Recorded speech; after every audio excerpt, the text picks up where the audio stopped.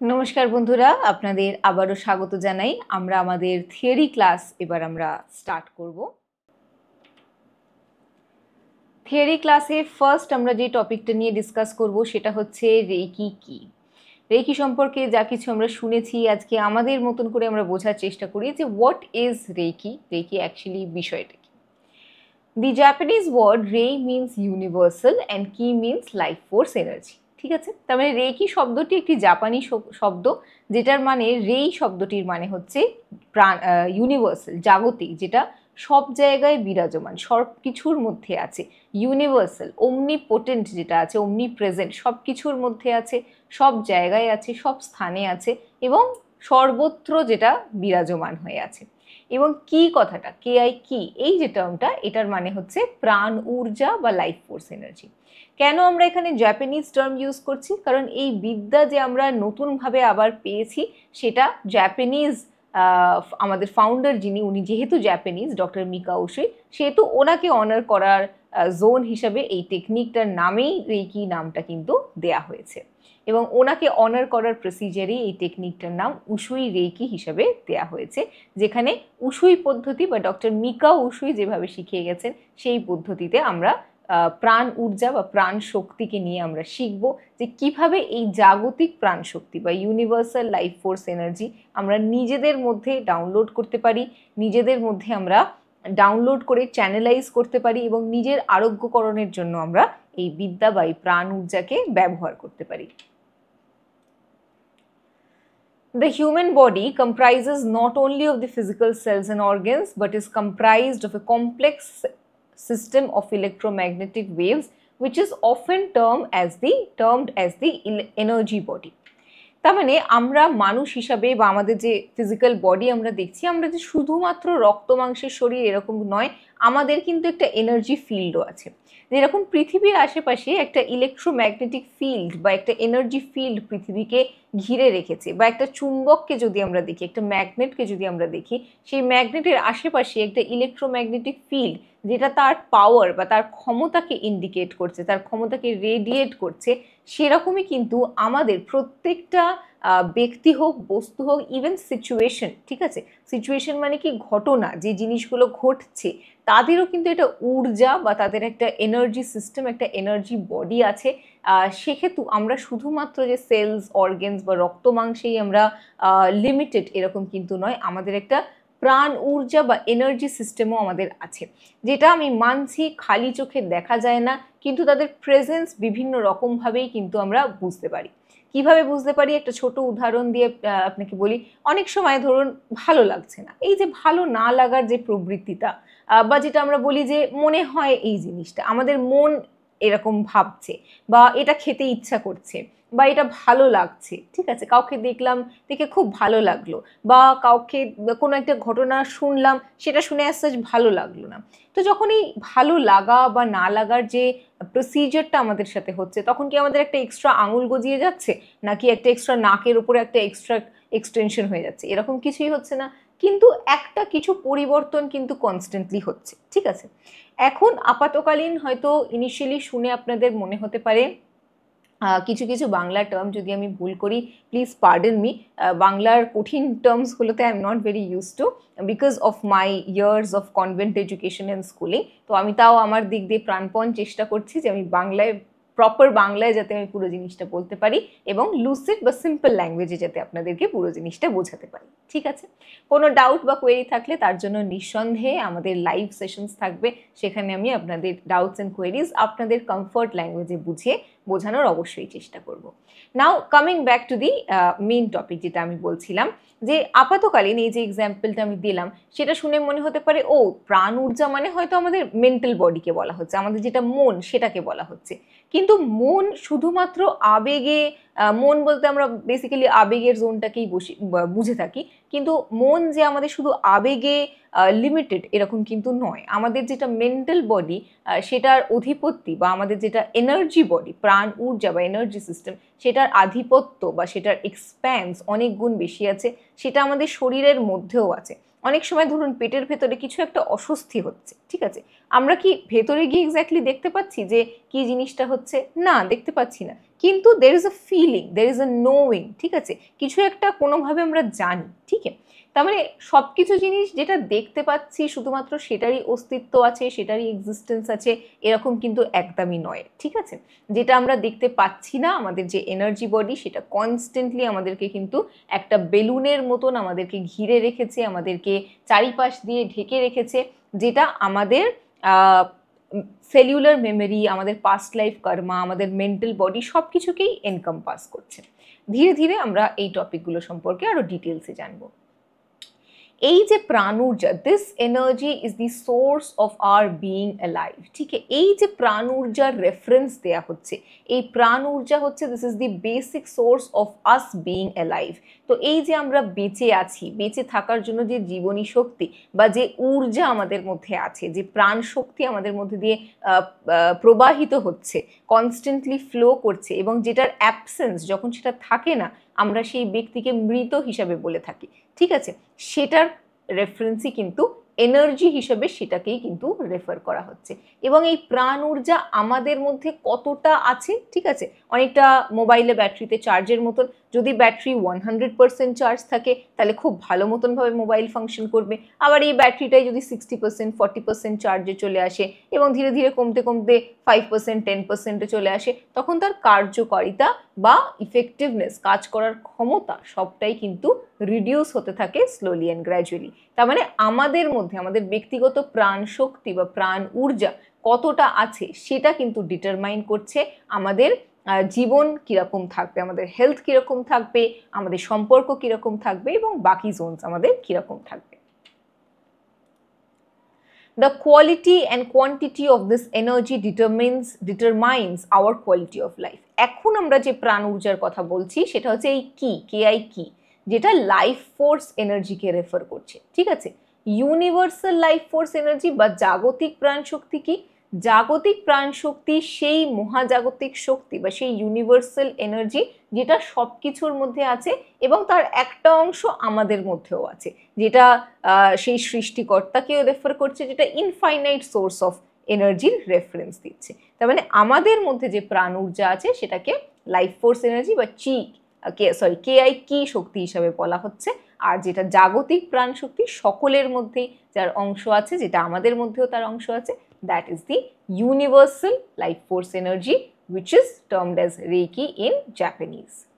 This energy is known by different names like ki, Japanese e ki bola hoy, Chinese e chi bola hoy, সংস্কৃততে প্রাণা বলা হয়, হিন্দিতে বাংলাতে প্রাণ শক্তি প্রাণ ঊর্জা বলা হয়, ইংলিশে life force energy, the very energy which is giving us life, যেটা আমাদের প্রাণ দিচ্ছে, আমাদেরকে এই যে এত কিছু অ্যাক্টিভিটি করছি আমি সেইটার ক্ষমতা দিচ্ছে। ক্লাস 6-এ বায়োলজিতে আমাদের একটা পড়িয়েছিল, আমার খুব ডিস্টিংক্টলি মনে আছে, এবং এটা প্রত্যেকটা রেকি ক্লাসে আমি ডেফিনেটলি বলে থাকি, and let this be part of my recording as well. 1 সেকেন্ডে আমাদের রক্তের মধ্যে হিমোগ্লোবিন প্রডিউস করে যে সেলসগুলো, সেগুলোকে আরবিসি বলে থাকে, রেড ব্লাড সেলস বলে থাকে, যারা অক্সিজেনকেও একটা প্রান্ত থেকে আরেকটা প্রান্তে ক্যারি করে থাকে। এই রেড ব্লাড সেলস 1 সেকেন্ডে, ঠিক আছে, during this entire time frame 1 সেকেন্ডে 120খানা রেড ব্লাড সেল মারা যাচ্ছে এবং 120খানা নতুন রেড ব্লাড সেল জন্মেও যাচ্ছে, ঠিক আছে। এই সব কিছুটাই স্প্লিনে হচ্ছে। তো এই যে পুরো প্রসিজার, এত বড় একটা অর্গানিজমকে চালানোর জন্য, এত বড় একটা সিস্টেমকে চালানোর জন্য যে কনস্ট্যান্ট একটা প্রসিজার, কনস্ট্যান্টলি এই প্রসিজারের জোন চলতে থাকছে, সেই মেশিনটাকে চালানোর জন্য যে প্রাণ ঊর্জা দরকার সেটারই আমরা এখানে রেফারেন্স বলে থাকছি। So this energy life force energy বলা হচ্ছে, বা নর্মালি এনার্জিও বলা হয়ে থাকে, ঠিক আছে। Traditional Ushui Reiki training focuses on empowering an individual to channelize the universal life force energy from the infinite source into our personal energy pool to facilitate greater health and better quality of life. এবার এখানে দেখুন, যেটা বোঝার, ছোটবেলা থেকে আমরা কি বুঝেছি যে কোথা থেকে আমরা প্রাণ ঊর্জা পাই, কোথা থেকে আমরা প্রাণ শক্তি পাই? খাবারের মাধ্যমে আমরা প্রাণ ঊর্জা পাই, খাবারের মাধ্যমে আমরা প্রাণ শক্তি পাই, বা যদি আমরা কিছু লিকুইড পান করছি সেটার মাধ্যমেও আমরা প্রাণ ঊর্জা পাই। কিন্তু ভালো করে ভেবে দেখুন যে খাবার যেটা আমরা খাচ্ছি সেই খাবারেরও একটা অংশ আছে যেটা নিউট্রিশিয়াস, যেটা আমাদের শরীরের প্রয়োজন, এবং একটা অংশ আছে যেটা বর্জ্য পদার্থ, যেটা আমাদেরকে বাদ দিয়ে দিতে হচ্ছে। তো এই যে প্রসিজিয়ারটা হবে, সেই প্রসিজিয়ারটার জন্য আমাদের প্রাণ শক্তি দরকার, ঠিক আছে? তাহলে সেই প্রাণ শক্তিটার উৎস কোথায়, বা সেই প্রাণ শক্তিটা আমরা কোথা থেকে পাচ্ছি, এটা প্রথম। দ্বিতীয় হচ্ছে, বিভিন্ন গল্পতে আমরা শুনে থাকি যে অনেক মুনি ঋষিরা আছে যারা বহু বছর তপস্যা করছেন, অ্যাজ সাচ কোনো মানে খাবার দাবার না খেয়ে বা ফুড ইনটেক, তারা কিছু খাবার খায় না, কিন্তু তাও তাদের বডি ভালো মতনভাবে এক্সিস্ট করেছে। ঠিক আছে, সাধন পথে সাধকদের কথা না হয় আমি বাদ দিলাম, অনেক জায়গায় এরকম দেখা গেছে যে অনেক ন্যাচারাল ক্যালামিটি হয়েছে, বিল্ডিং কোল্যাপস করে গেছে, সুনামি হয়ে গেছে, কেউ 20 দিন, কেউ 21 দিন খাবার খায়নি, ঠিক মানে কোনো খাবার জল কিছুই সে পায়নি, তারপরেও তার মধ্যে প্রাণ ঊর্জা কোথাও না কোথাও কিন্তু রয়ে গেছে। তার মানে খাবার যে আমাদের একমাত্র source of life force energy এরকম কিন্তু নয়, ঠিক আছে? ইনফ্যাক্ট খাবার একটা খুব সামান্য সোর্স অফ প্রাণ ঊর্জা বলা যেতে পারে। অনেক সময় দেখবেন যে আপনি ধরুন কোনো মন্দিরে গেলেন বা কোনো এমন জায়গায় গেলেন যেখানে খুব শান্তি আছে সেরকম, বা নিজের ঘরটাও ধরুন আপনি গুছিয়ে পরিষ্কার করে রাখলেন, দেখবেন খুব এনার্জেটিক মনে হবে, খুব প্রাণ ঊর্জায় পরিপূর্ণ একটা জোন মনে হবে। তো তার মানে কি, যে শুধুমাত্র খাবারের উপর যে প্রাণ ঊর্জার সোর্স ডিপেন্ডেন্ট এরকম নয়। প্রাণ ঊর্জা যেটা, এটা জাগতিক শক্তি, এটা জগতের সর্বত্র আছে, সব কিছুর মধ্যে আছে, এবং ওই ইনফাইনাইট পুল বা আমাদের যে সৃষ্টিকর্তা, সেখানে একটা ইনফাইনাইট সোর্সের মধ্যেও এই প্রাণ ঊর্জা আছে। ট্রেডিশনাল উশুই রেকি এই বিদ্যার মেন ফোকাস কি, আপনাদেরকে এইটা শেখানো বা এই বিদ্যাটা ট্রান্সফার করা, যে কিভাবে আপনারা এই জাগতিক প্রাণশক্তি চেতনভাবে, কনসিয়াসলি, ঠিক আছে, মাইন্ড ইউ, আইল এক্সপ্লেন, আমি এই কনসিয়াস টার্মটার উপরে এমফাসাইজ করে আরও বলবো, কিভাবে আপনারা চেতনভাবে এই ইনফাইনাইট যে পুল অফ এনার্জি আছে সেখান থেকে ট্যাপ ইন করে নিজের মধ্যে প্রাণ ঊর্জা আপনারা আনতে পারেন। যদি কোথাও প্রাণ শক্তির অভাব হচ্ছে, কোনো অর্গেন ঠিক করে কাজ করতে পারছে না, মনের বা ইমোশনাল লেভেলে কোনো সমস্যা হচ্ছে, সম্পর্কে কোনো সমস্যা হচ্ছে, রিলেশনশিপের জায়গায় কোনো সমস্যা হচ্ছে, যে কোনো জায়গায় কোনো সমস্যা হচ্ছে, তো সেই সমস্যার জায়গাগুলো, সমস্যা হচ্ছে মানে সেখানে কিছু একটা অভাব ঘটেছে, ঠিক আছে? যেখানেই সমস্যা হচ্ছে তার মানে there's a lack, there's a gap, ঠিক একটা কিছুর অভাব হয়েছে, সেই অভাবটা কিভাবে আমরা পরিপূর্ণ করতে পারি, জাগতিক প্রাণ শক্তির মাধ্যমে। এবং সেটা কিভাবে করব, সেই প্রক্রিয়ায় আপনাদের এই ট্রেনিং এর মাধ্যমে আমরা শেখাতে চলেছি এবং আপনারা শিখতে চলেছেন। Now, very important, this is a conscious process and hence requires one's consent always. একটা জিনিস এখানে বোঝা ভীষণভাবে দরকার, যে জাগতিক প্রাণ ঊর্জা তো আছেই, আমাদের আশেপাশে সবসময় আছে, কনসিয়াসলি আছে, তাও আলাদা করে শেখার কি দরকার যে কিভাবে আমরা ট্যাপ ইন করবো? আচ্ছা চলুন, প্রসেসটাও না হয় শিখে গেলাম, কিন্তু কনসিয়াসভাবে ডাউনলোড কেন করতে হবে, কেন এই জিনিসটা আমাকে চুজ করতে হবে? দেখুন, একটা জিনিস খুব ভালোভাবে আজকের দিনে এই স্টেজেই আপনারা বুঝবেন, বোঝার চেষ্টা করবেন যতটা সম্ভব আপনাদের পক্ষে, সেটা হচ্ছে ঈশ্বর আমাদের সকলকে একটা গিফট দিয়ে পাঠিয়েছে, ঠিক আছে? সেটা কি? সেটা হচ্ছে দি পাওয়ার ও the ability to choose, free will. আমাদের সকলের কাছেই স্বাধীন চেতা আছে। তার মানে আমি কি চাইছি, কতটা চাইছি, আদৌ চাইছি কি চাইছি না, সেটাকে চুজ করার ক্ষমতা কিন্তু আমাদের মধ্যে দিয়েছে। এবং আমরা কি সুস্থ থাকতে চাইছি, নাকি যেরকম আমাদের লাইফ অলরেডি ছিল সেই জীবনেই আমরা অতিবাহিত করতে চাইছি?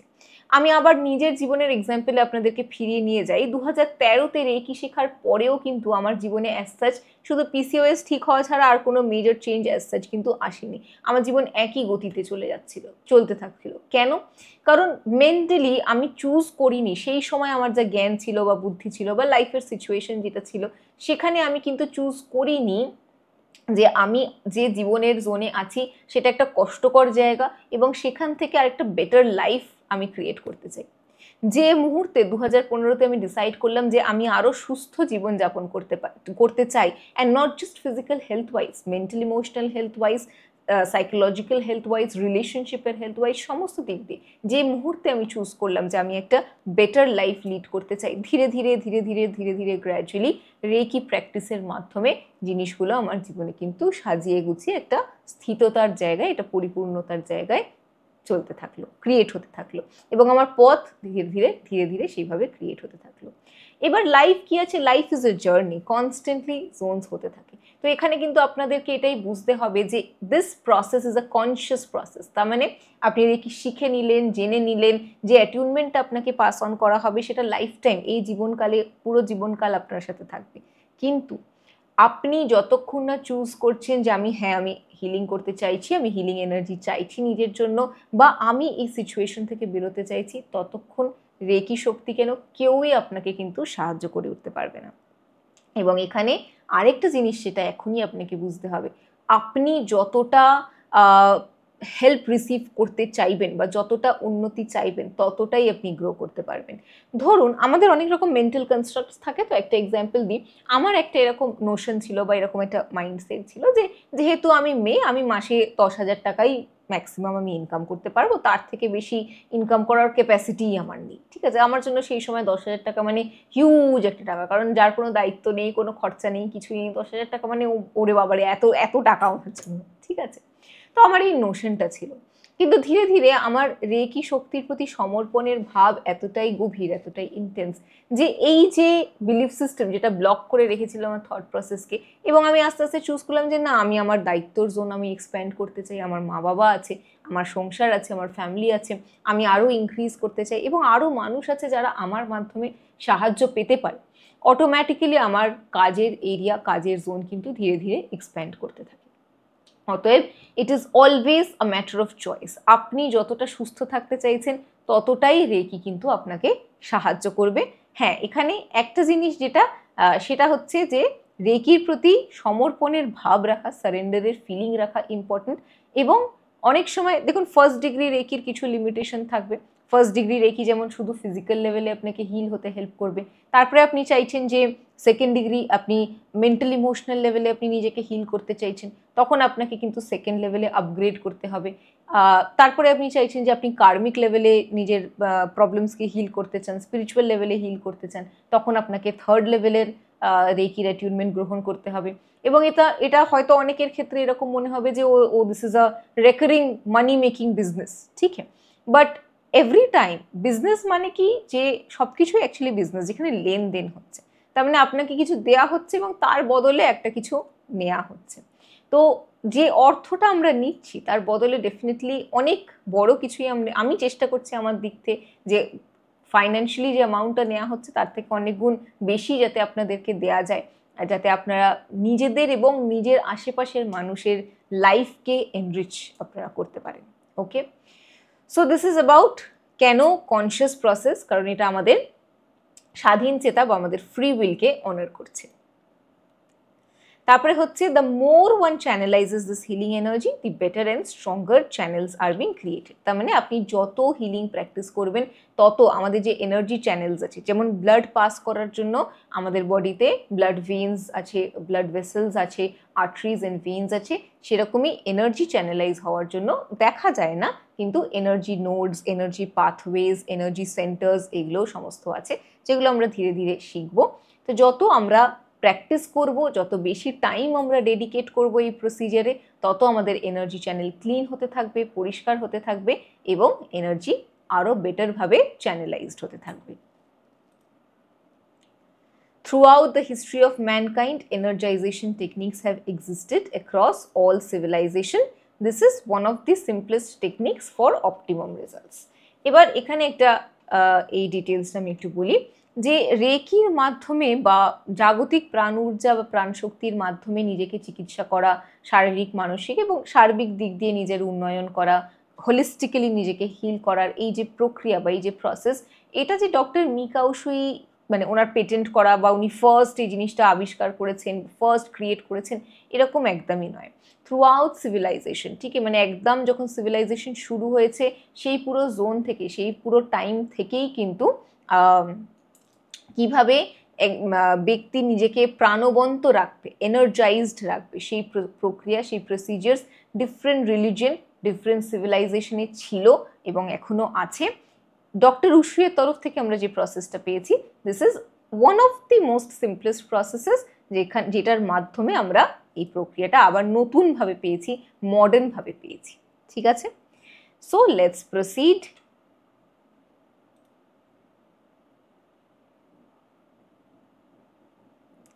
এবার নেক্সট টপিকে আমরা যাব যে what reiki is not. Very very important, এটা জেনে রাখা খুব দরকার যে রেকির সাথে কিসের সম্পর্ক নেই, যাতে ভুল করেও আপনারা ভুল পথে না চলে যান বা ভুলভাবে কোনোভাবে মিসগাইডেড না হয়ে যান। ঠিক আছে, দেখুন সবার আগে রেকির সাথে কোনো caste, community, religion, race, groupism, দল, কাল্ট, ঠিক আছে, কোনো কিছুর কোনো সম্বন্ধ নেই। ঠিক আছে, আপনি এথিস্ট হতে পারেন, আপনি থিইস্ট হতে পারেন, আপনি বুদ্ধিস্ট হতে পারেন, হিন্দু হতে পারেন, মুসলিম হতে পারেন, বেঙ্গলি হতে পারেন, anything and everything, everybody can learn reiki. ঠিক আছে, শুধু একটা জিনিস যে যদি কেউ আউটরাইট রেকির প্রসেসটাকে সিউডো সায়েন্স বলে প্রথমেই রিজেক্ট করে দিচ্ছে, তার মানে সে তার ফ্রি উইলের দ্বারা এই প্রসিজারটা যে হতেই পারে না সেটাকে ব্লক করে দিচ্ছে। ঠিক আছে, তার জন্য কিন্তু আমি বলবো যে সে তার উচিত নয় এই বিদ্যা শেখা, কারণ তার জন্য আস্তে সে কাজ করে উঠতে পারবে না, কারণ সেই সমর্পণের ভাবটা বা সে তার মনের দরজা পুরোপুরিভাবে বন্ধ করে রেখেছে। ঠিক আছে, রেকি তারপরেও কাজ করবে, আপনি তাকেও যদি আরোগ্যকরণ করেন বা হিলিং করেন তারপরেও কাজ করবে, কিন্তু যেহেতু সে তার স্বাধীন চেতা বা ফ্রি উইলের দ্বারা নিজের এনার্জি সেন্টার্সকে ক্লোজ করে রেখেছে, এটা নেক্সট টু ইম্পসিবল বা ভীষণ ডিফিকাল্ট একটা কাজ হবে। ঠিক আছে, তাকে হায়ার ইউনিভার্সের কাছে ছেড়ে দিতে হবে যে তার জীবনে যখন সঠিক সময় আসবে the universe will guide that person in due course. ঠিক আছে, তো কারোর যদি একদমই অ্যাটলিস্ট কোয়েশ্চেন মার্কের জোনে থাকে যে আদৌ জিনিসটা কাজ করে না, কিভাবে কাজ করে না করে, সেই জোনের মধ্যে থাকলেও কিন্তু সেই জায়গা থেকেও যদি কেউ রেকি শিখছে তাহলেও সেটা তার জন্য ভালো মতনই বেনিফিশিয়াল হবে। ঠিক আছে, তাহলে reiki it is a universal healing tool which can be learned and practice by one and all. সকলে প্র্যাকটিস করতে পারে। ঠিক আছে, যে কেউ এটাকে প্র্যাকটিস করতে পারে, এতটাই সহজ প্রক্রিয়া যে 6 বছর থেকে আরম্ভ করে 60 বছর 80 বছর অবধি বৃদ্ধা যে চায় শিখতে, কোনো 1%ও ইচ্ছা আছে, সকলেই শিখতে পারে এবং শিখে সেলফ হিলিংও করতে পারে, অন্যকেও আরোগ্যকরণ করতে পারে। এখানে there is no idol worship, রেকির প্রসেসে কোনো আইডল ওয়ার্শিপ নয়, কোনো একটা ফর্ম অফ গডের উপরে যে আমরা বিলিভ করছি এরকম নয়। এবার অনেকেই বলে থাকে আচ্ছা আপনারা তো তাহলে ইউনিভার্সের উপর বিলিভ করছেন, ঠিক আছে, বা পাওয়ার বা একটা সুপার পাওয়ার বা একটা এনার্জির উপরে বিলিভ করছেন, তো অবশ্যই একটা জায়গায় বিলিফের জোন বা একটা জায়গায় সমর্পিত হওয়া বা মাথা কোথাও না কোথাও নত করা ইজ ভেরি ইম্পর্টেন্ট, কারণ আদারওয়াইজ আমরা নিজেদের চেতনার স্তরকে আমরা উন্নত করতে পারবো না, কারণ আলটিমেটলি সেই সুপার পাওয়ার বা সেই শক্তির শরণাপন্ন আমাদের সকলকে হতে হবে। তো আমরা এখানে কোনো ফর্মে তাকে আর পুজো করছি এরকম নয়, আমরা জাগতিক ঊর্জা বা জাগতিক শক্তি হিসাবেই তাকে তার সামনে সমর্পিত থাকছি, এবং আমরা সমস্ত থটস অ্যান্ড বিলিফ সিস্টেমসকে আমরা রেসপেক্ট করি। ঠিক আছে, এখানে অ্যালোপ্যাথি চিকিৎসা হোক বা ধরুন আপনার সার্জিক্যাল প্রসেসেস হোক বা সাইকোলজি হোক, কোনো প্রসেসের আগেনস্টে কিন্তু রেকি নয়, বরঞ্চ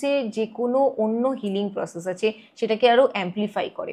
কারণ ধরুন সার্জারি হয়েছে, সার্জারি করার পরে তাকে রেকি হিলিং করা হচ্ছে, তার আরোগ্যকরণ বা তার অর্গ্যানস অনেক তাড়াতাড়ি রিকভার করবে। ঠিক আছে, ধরুন কারোর অর্গ্যান কেটে গেছে, ঠিক আছে, একদম কেটে হয়তো ঝুলছে বা মেজর একটা সিচুয়েশন হয়ে গেছে যেখানে সার্জারি খুবই ইম্পর্টেন্ট, সেখানে আমরাও এজ রেকি হিলার্স বলি that you should go ahead for surgery. ঠিক আছে, যদি একান্তই পসিবিলিটি না থাকে you should definitely proceed with surgery, কারণ ধরুন সেই জায়গায় একটা অর্গ্যান কেটে গেছে, সেখানে আপনি রেকি করে চাইছেন যে আপনি চিকিৎসা করবেন, সেটা রেকির ফোকাস নয়। রেকির ফোকাস হচ্ছে আপনার প্রাণ ঊর্জাকে হিল করা, আপনার ন্যাচারাল হিলিং ক্যাপাসিটিকে অ্যাম্পলিফাই করা। তো সেই জায়গা থেকে দাঁড়িয়ে এখানে কোনো কম্পিটিশন নয়, আমরা অ্যালোপ্যাথি মেডিসিনকেও সম্মান করি, সেই প্রসেসেসকেও আমরা স্যালিউট করি, আমরা অন্যান্য যা কিছু থট প্রসেস আছে অ্যাকিউপ্রেশার হয়ে গেল, ন্যাচুরোপ্যাথি হয়ে গেল, সমস্ত প্রসেসকে আমরা স্যালিউট করি এবং সম্মান করি, কারণ কি অন্যান্য প্রসেসগুলোকেও তাদের যে হিলিং পোটেনশিয়াল বা ক্যাপাসিটি সেটাকে অ্যাম্পলিফাই করছে, ইনক্রিজ করছে রেকি, এবং তাদের যেটা সাইড এফেক্ট সেটাকে নালিফাই করছে বা কাট অফ করছে রেকি। ঠিক আছে, ওকে, রেকির সাথে কোনো তন্ত্র মন্ত্র বা কোনো স্পিরিট বেসড কাজের কিন্তু কোনো যোগাযোগ নেই। যদিও অনেকে যারা তন্ত্র প্র্যাকটিসের মধ্যে আছে বা যারা ওয়েস্টার্ন তন্ত্রা প্র্যাকটিস করে বা স্পিরিট বা ভুডু নিয়ে কাজ করে, তারা কিন্তু আপনার রেকি জানে বা রেকির সাথে হয়তো শিখেছে কোনো না কোনোভাবে লাইফে, কিন্তু রেকি অ্যাজ আ প্র্যাকটিস হিসাবে কোনোভাবেই তাদের সাথে লিঙ্কড নয়। এবং এখানে কোনো আপনার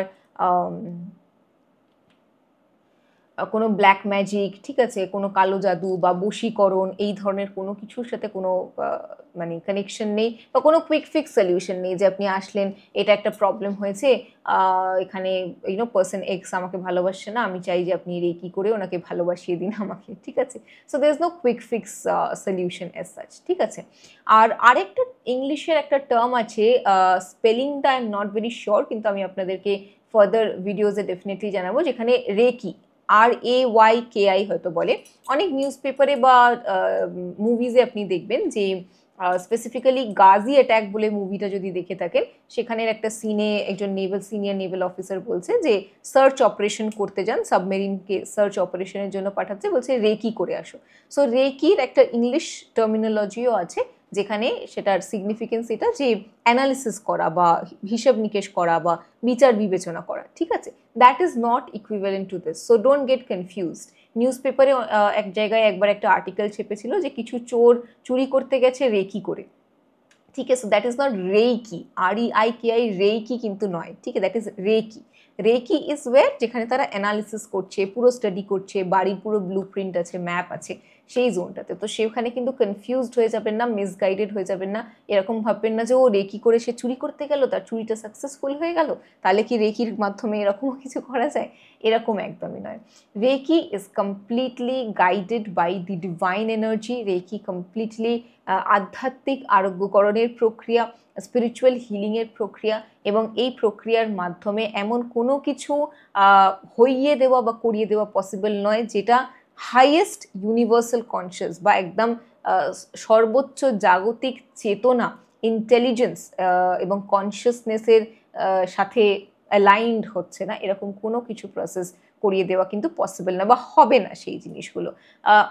অনেক সময় রেকি করার পরেও অনেকের লাইফে অনেক ডিফিকাল্টিজ আসে, রেকি করার পরেও অনেকের লাইফে অনেক ডিফিকাল্টিজ আসে, অনেক সমস্যার জোন আসে, অনেক হার্ডশিপস আসে, সেগুলো কিন্তু তার কর্মা রিলিজ হয়, ঠিক আছে। যেমন আমার ক্ষেত্রেও আমি যখন আমার যেই পুরো 10 বছরের জার্নি ছিল, সেখানে সব একদম স্মুথ ছিল, একদম অল হেল অ্যান্ড হার্টি, কি সুন্দর, ওয়াও ওয়াও, সব কিছু গার্ডেন গার্ডেন ছিল, এরকম একদমই নয়। In fact the journey has been very testing, very trying, and it has been tumultuous, এবং it has shaken my very beliefs, ঠিক আছে।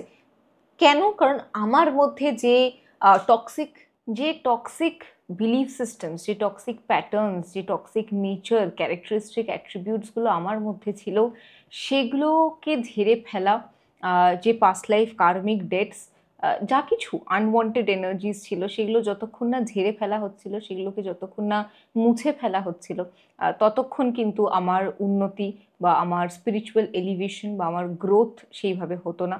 তো প্রতিনিয়ত প্রত্যেকটা সময় ডিউরিং দিস এন্টায়ার, এই পুরো 10টা বছরের যে আমার স্পিরিচুয়াল হিলিংয়ের বেসিক লেভেলের একটা জার্নি ছিল, কারণ আগেও অনেকটা পথ আগেও আছে আর অনেকটা পথ আগেও চলতে হবে।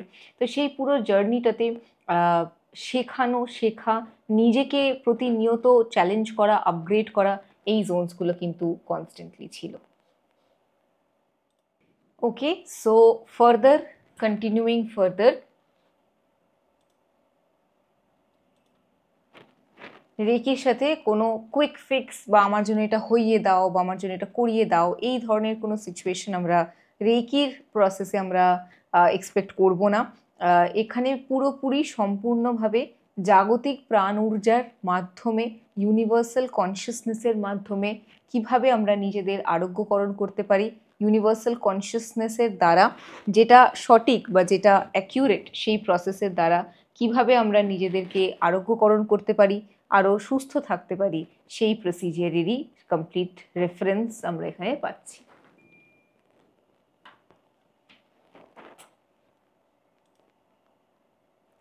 রেকির সাথে কোনো হিপনটিজম, সম্মোহন বা পার্শ্ব সম্মোহন বিদ্যার কিন্তু কোনো রকমই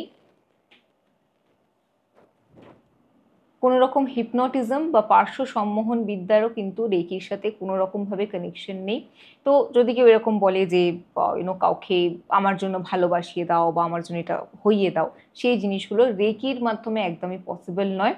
কিন্তু হ্যাঁ, যদি কেউ এটা প্রশ্ন করো যে তাহলে কি কোনো তন্ত্র মন্ত্র এই ধরনের কোনো অ্যাসপেক্টস রেকির মাধ্যমে হিল করা বা রিলিজ করা কি পসিবল? ডেফিনেটলি পসিবল, কিন্তু as a first level reiki practitioner এটা কঠিন হবে। ঠিক আছে, যদি কারোর ওপর তন্ত্রের কোনো প্রভাব থাকে বা কোনো মন্ত্রের কোনো প্রভাব বা কোনো স্পিরিট এনার্জির কোনো প্রভাব থাকে বা কোনো রকম কি বলে সম্মোহনের কোনো প্রভাব থাকে, সেটা রেকির মাধ্যমে রিলিজ করা, ফার্স্ট ডিগ্রি রেকির মাধ্যমে রিলিজ করা ডিফিকাল্ট। সেকেন্ড লেভেল অনওয়ার্ডস থেকে সেই প্রসেসটা অনেকটা বেটার কাজ করে। মোস্টলি মাস্টার লেভেল যারা হিলার্স থাকে তারা ভালো মতনভাবে রেকির মাধ্যমে ক্লিয়ার আপ করতে পারে এই এনার্জিটিকে। কিন্তু রেকির মাধ্যমে যেটাই হয় সেটা লং টার্মে মানে একটু সময় লাগে পুরো প্রসিজারটা হিল হতে, রেকটিফাই হতে, ঠিক হতে। তার কারণ হচ্ছে এটা একদম ডিপলি, ঠিক একদম ডিপ সিটেড যে সমস্যাগুলো আছে একদম তার রুটে গিয়ে চিকিৎসা করে, এবং রুট থেকে পুরো জিনিসটা রিজলভ যখন হচ্ছে তখন সেটা কিন্তু সলিউশন হতে বা একটা রেমিডিয়াল জোন আসতে ডেফিনেটলি সময় লাগে। এবং কতটা আমরা সময় দিচ্ছি, কতটা আমরা সমর্পণের ভাব রাখছি, সেটাই আলটিমেটলি ডিটারমাইন করবে যে কত দ্রুতভাবে বা কত ভালোভাবে আমরা সুস্থ হতে পারি বা কত ভালোভাবে আমরা আরোগ্যকরণের পথে আমরা এগিয়ে যেতে পারি। নেক্সট কি বলছি, রেকি ইজ নট বায়াসড। ঠিক আছে, কোনোভাবেই রেকি বায়াসড নয়। It is open to all kinds of thought processes while valuing and nurturing its own principles. আমাদের নিজস্ব প্রিন্সিপালস আছে, নিজস্ব কিছু থট প্রসেসেস আছে, নিজস্ব কিছু বিলিফ সিস্টেমস আছে, সেটাকে আমরা ভ্যালিউ করে আমরা চলি, এবং অন্য কোনো থট প্রসেসকে চ্যালেঞ্জও আমরা করি না এখানে, বা অন্য কোনো প্রসেসের প্রতি যে বায়াসড না এটা তো হতেই পারে না, বা এই প্রসিজারটা তো সম্ভবই নয়, এটা তো একদমই ভুয়ো, এরকমও কিছু নয়। যেটা মনে হচ্ছে সঠিক বা যেটা মনে হচ্ছে ভুল, সেটাকে আমরা ওপেন মাইন্ডে আমরা এক্সপেরিমেন্টাল জোনে থাকি, দেখে বুঝে আমরা নিজেদের চেতনা বা কনসিয়াসনেসের মাধ্যমে বোঝার চেষ্টা করি। Reiki healing is a complete scientific process. সম্পূর্ণভাবে it is a scientific process. Scientific process কেন? সায়েন্স বলতে আমরা কি বুঝি?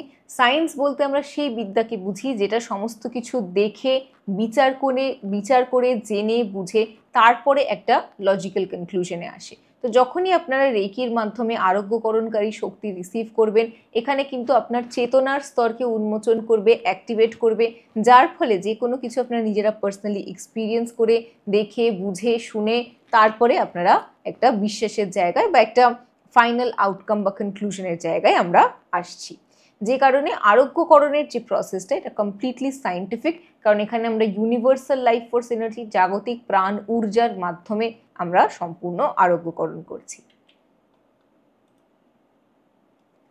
Reiki, it is a process of connecting with the supreme power, awakening your inner consciousness, choosing to do what is right for your growth. Very, very important. ঠিক আছে, এখানে যেই আমরা এই সুপ্রিম পাওয়ার বা আলটিমেট পাওয়ারের কাছে আমরা সমর্পণের ভাব রাখছি, তখন আমাদের ব্যক্তিগত উন্নতির জন্য এবং জাগতিক উন্নতির জন্য যেটা প্রয়োজন, যেটা সব থেকে ভালো হবে, আলটিমেট গুড যেটা হবে, সেই জোনটাকেই কিন্তু শুধুমাত্র একমাত্র অ্যাক্টিভেট করবে।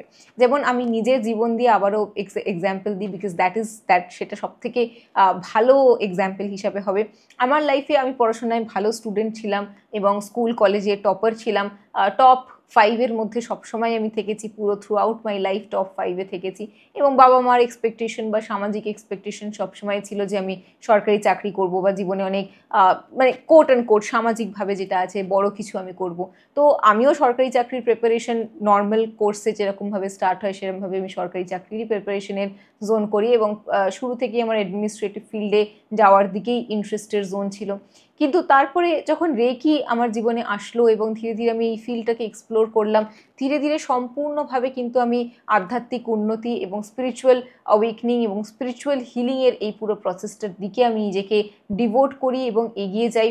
কারণ আমি এটা মানি যে কোথাও না কোথাও এটা আমার সর্বোচ্চ ভালোর জন্য, এবং আমার দ্বারা অনেক এমন ব্যক্তিরা আছে, অনেক এমন ইন্ডিভিজুয়ালস আছে যাদের জন্য আমি অ্যাজ আ মিডিয়াম হিসেবে কাজ করতে পারবো, তাদের লাইফে যে পজিটিভ চেঞ্জটা নিয়ে আসা প্রয়োজন, সেই চেঞ্জটা তারা যাতে কনসিয়াসলি নিয়ে আসতে পারে।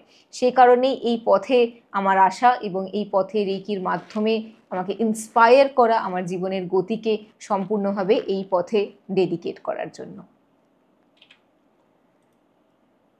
So reiki, it is a deep healing process with no side effects. এখানে কোনো সাইড এফেক্ট নেই, শুধু আছে there is a lot of peace, অনেক শান্তি, অনেক ডিপ হিলিংয়ের জোন, আরোগ্যকরণ, গুড হেলথ, প্রাচুর্য, prosperity, mental peace and a feeling of being one with the universe. আপনি এবং এই জগৎ যে এক, সেই একতার অনুভূতির জোন আপনাকে দিয়ে দেবে রেকি চিকিৎসার মাধ্যমে। আমরা নেক্সট এগিয়ে যাব, what can one expect during a reiki session. তাহলে রেকি সেশন চলাকালীন বা যে সময় আপনি রেকি হিলিং নিজেকে করছেন বা কোনো হিলার আপনাকে রেকি করছে বা আপনি অন্য কাউকে রেকি করছেন, সেই সময় কি অভিজ্ঞতা হতে পারে সেটা আমরা একটুখানি দেখে নেব। During a reiki healing session, deep relaxation and sound sleep is one of the first experiences of the healing. তো প্রথম যে জিনিসটা হয়ে থাকে সেটা হচ্ছে a zone of very deep relaxation. কারণ কি, এই ডিপ রিল্যাক্সেশনই এমন একটা স্টেট, এমন একটা জোন যেটার মাধ্যমে বডি রিল্যাক্সড হয় বা বডি নিজের অপটিমাম হিলিং ফেজটা তার মধ্যে ট্রিগার্ড হয় বা হিলিং ফেজটা তার মধ্যে অ্যাক্টিভেট হয়। যে কারণে যখনই কেউ রেকি নিচ্ছে বা রেকি দিচ্ছে, সে ডিপলি রিল্যাক্সড হয়ে যাওয়া এবং একটা ঘুমের জোন চলে আসা, একটা তন্দ্রা ভাব তার মধ্যে চলে আসা, এবং কেউ কেউ অনেক রিল্যাক্সড হয়ে গিয়ে অনেক ডিপ স্লিপে চলে গিয়ে নাক ডাকা অবধিও শুরু করে দিয়েছে যখন তাদেরকে হিলিং করা হয়েছে। ঠিক আছে, তো deep relaxation and sound slip, এটা ফার্স্ট এক্সপিরিয়েন্স হয় রেকি যখন আমরা এনার্জিটা নিয়ে থাকি। Once a person has given a consent for healing, either the practice self-healing or receive healings from a healer, the universal energy will first give a sensation of deep calm, peace and relaxation.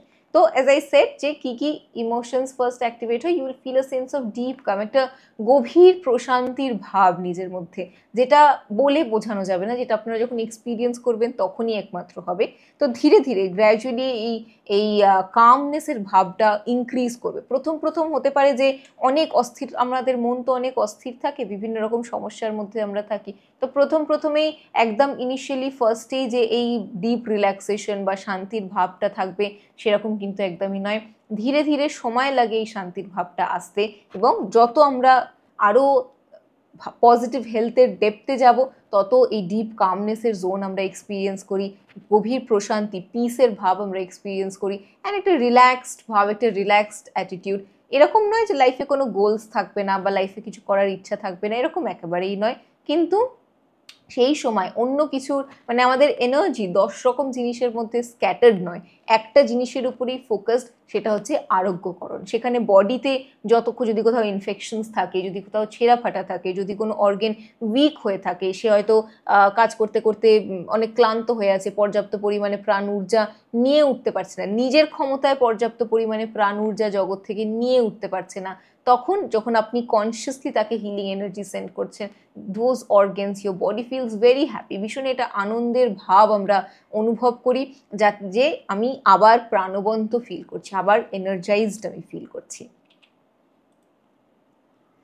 It is because only during such a stage the body enters the mode of deep healing. কেন এই deep piece, কাম এবং রিল্যাক্সেশনের মোডগুলো activate হয়? কারণ কি এই সময় সর্বের থেকে ভিতর থেকে যে ডিপ হিলিং, আরোগ্যকরণ হবে, সুস্থ হবে। ধরুন কারোর থাইরয়েডের সমস্যা, তো থাইরয়েডের সমস্যা মানে কি, থাইরয়েড গ্ল্যান্ডটা ঠিক মতন করে কাজ করতে পারছে না, তার যে ফাংশন সেটা সে করতে পারছে না ঠিক মতন করে। কেন থাইরয়েড গ্ল্যান্ড কাজ করতে পারছে না? কারণ কাজ করার জন্য যতটা এনার্জি দরকার, যতটা ক্ষমতা দরকার, ততটা ক্ষমতা সে অর্জন করে উঠতে পারছে না। কেন সে ততটা ক্ষমতা অর্জন করে উঠতে পারছে না? বিভিন্ন রকম কারণ হতে পারে, স্ট্রেসের জন্য হতে পারে, সোশিও ইকোনমিক এনভায়রনমেন্টের জন্য হতে পারে, তার অ্যাসোসিয়েটেড তাকে প্রাণ ঊর্জা দেবে যে এনার্জি নোডসগুলো আছে তারা উইক হয়ে গেছে, তাতে জং পড়ে গেছে। সেটা আমরা আরও গ্র্যাজুয়ালি শিখবো যখন আমরা থিওরিতে আরও এক্সপ্যান্ড করব। তো যে কারণেই কোনো একটা কারণে সেই অর্গেনটা প্রাণ ঊর্জা ঠিক মতন করে পাচ্ছে না, আমরা যেই কনসিয়াসলি তাকে হিল করছি, সেখানে হাত রেখে টাচ করে আমরা হিলিং এনার্জি চ্যানেলাইজ করছি, অটোমেটিক্যালি কি হচ্ছে, সে প্রাণ ঊর্জা পাচ্ছে, যে জিনিসটা এতদিন ধরে চাইছিল সেই প্রাণ ঊর্জাটা সে পাচ্ছে, এবং পাওয়ার ফলে সে তার কাজটা খুব ভালো মতন ভাবে করতে পারছে, এবং যেই সে তার কাজ ভালো মতন ভাবে করতে পারছে সেই অর্গানটা ভিতর থেকে সুস্থ অনুভব করবে, আনন্দিত অনুভব করবে, সতেজই অনুভব করবে, এবং অর্গান আপনার যখন সতেজই অনুভব করবে আপনিও সেম ফিলিংয়ে থাকবেন, আপনিও হ্যাপি, এক্সাইটেড এবং এনার্জেটিক অনুভব করবেন, right? Then gradually one by one the areas of greatest concern starts being healed. ঠিক আছে, তো বডি যখন আপনি হিলিং এনার্জি রিসিভ করছেন তখন প্রথমে ডিপ পিস, ডিপ রিল্যাক্সেশন হলো, তারপরে ধীরে ধীরে হিলিংয়ের যে জোনটা সেটা গ্র্যাজুয়ালি হতে থাকবে, এবং যেটা সব থেকে সমস্যার জোন সেই জায়গায় ম্যাক্সিমাম এনার্জি চ্যানেলাইজ হবে, এবং ধীরে ধীরে যেটা প্রবলেমের জোনসগুলো সেগুলো হিলিং এনার্জি পেতে থাকবে। Physical wounds, starting from physical wounds to emotional pain, trauma memories, ঠিক আছে, even past life karma heal হতে থাকবে।